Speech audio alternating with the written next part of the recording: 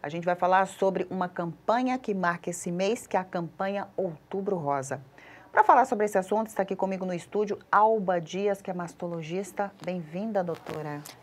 Boa tarde, muito obrigada pelo convite. Mais uma vez, estarmos aqui no mês de outubro para falar dessa campanha de conscientização e prevenção, né, e combate a essa doença que é o câncer de mama, que tanto aflige, né, e tanto aterroriza muitas mulheres, né, no Brasil e no mundo. Doutora, o mês de outubro já está marcado por essa campanha. Toda vez que falamos do Outubro Rosa, a maioria das pessoas já entendem, já sabe do que está falando. E a gente está falando de conscientização, né? Dessa importância. Queria que você falasse um pouquinho sobre isso. Eu vejo que o Outubro Rosa tem resultados. Muitas mulheres se despertam nesse mês para o autocuidado. E o autocuidado significa você colocar seus exames em dia, colocar suas consultas em dia com o especialista.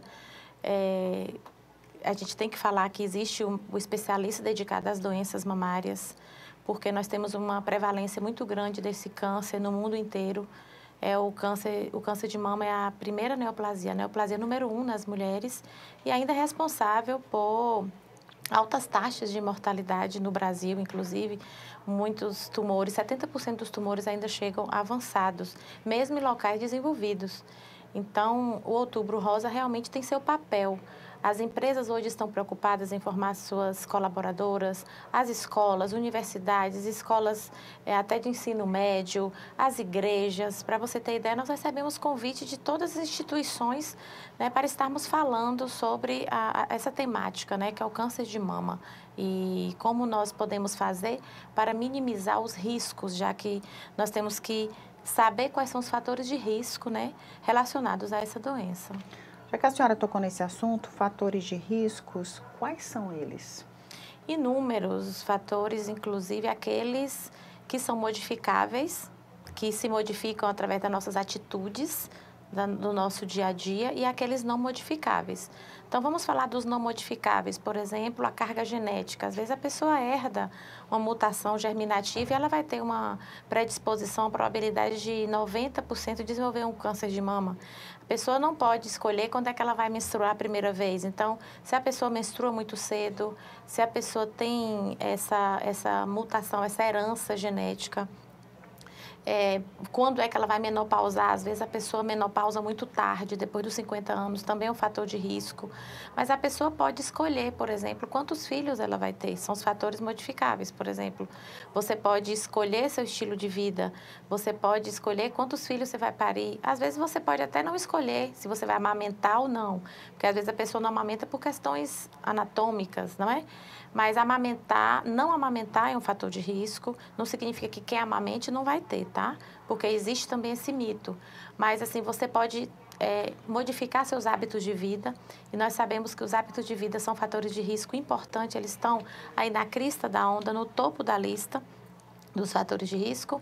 Então, nós sabemos que fazer atividade física, manter o peso ideal e ter uma dieta balanceada, saudável, reduz o risco em 28%. Então, nós temos que saber que, apesar daqueles fatores que são imutáveis, não depende de nós, os fatores que são modificáveis, eles têm uma força muito grande. Então, você pode ter, por exemplo, não ter filhos, não amamentar, mas ter um estilo de vida saudável. Isso muda muito a história da mulher. Vamos falar de sinais de alerta. Que sinais são esses e o que a gente precisa ficar atento? Depois de 27 anos fazendo mastologia, que hoje eu vou me formar, eu me formei, desculpe, há 30 anos. Vou fazer agora 30 anos de formada e 27 anos como mastologista. Eu digo que todos os sinais são importantes, porque nós não podemos criar mitos mais do que já existem em relação a essa especialidade que é a mastologia, em relação às doenças da mama. Então, não vamos pensar que se você não tiver um tumor daquele jeito ou daquele outro jeito, não é um câncer de mama, e você, às vezes, fica em casa achando que está diagnosticando e sabe as características de um tumor benigno ou maligno. Eu digo que todo sinal é importante. Se você tem um nódulo de qualquer natureza, você precisa procurar buscar ajuda com a mastologia.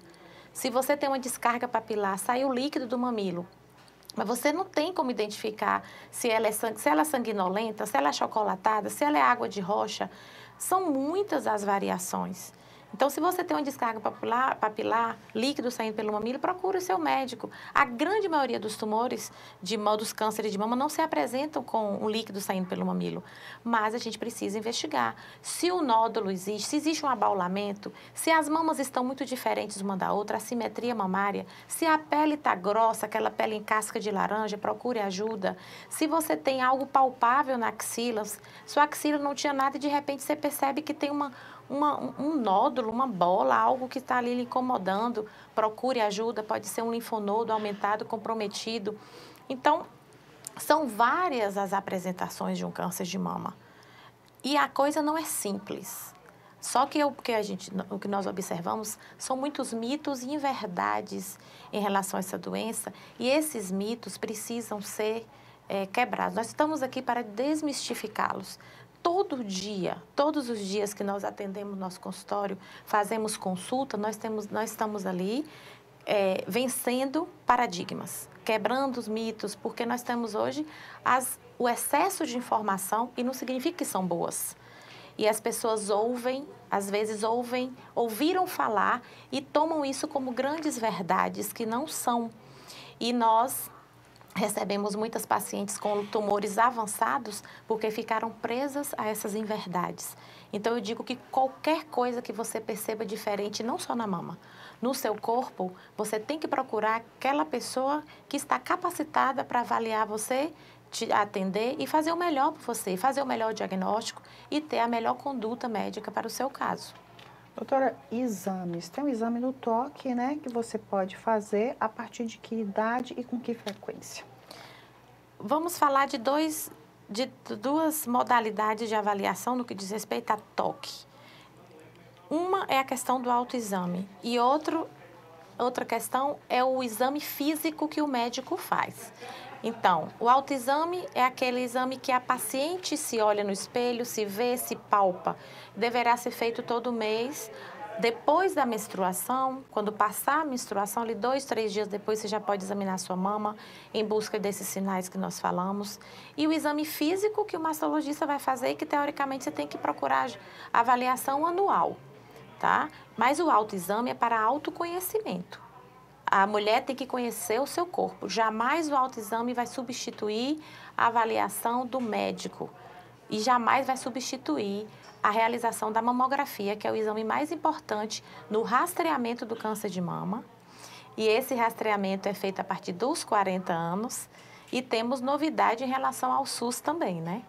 Que na semana passada nós tivemos a liberação do SUS, a mamografia garantida a partir dos 40 anos, também não obrigatória, não como método de rastreamento obrigatório a partir dos 40, mas a partir dos 40 a mulher não vai mais ser impedida no SUS de realizar a mamografia, porque existia essa visão distorcida, né, e dúbia, que nós sempre defendemos, a Sociedade Brasileira de Mastologia sempre defendeu a mamografia a partir dos 40. Porque entre 40 e 50 anos nós estamos tendo 25% dos tumores malignos estão ocorrendo nesse intervalo. E essas mulheres ficavam à margem, totalmente desprestigiadas em relação à realização do rastreamento.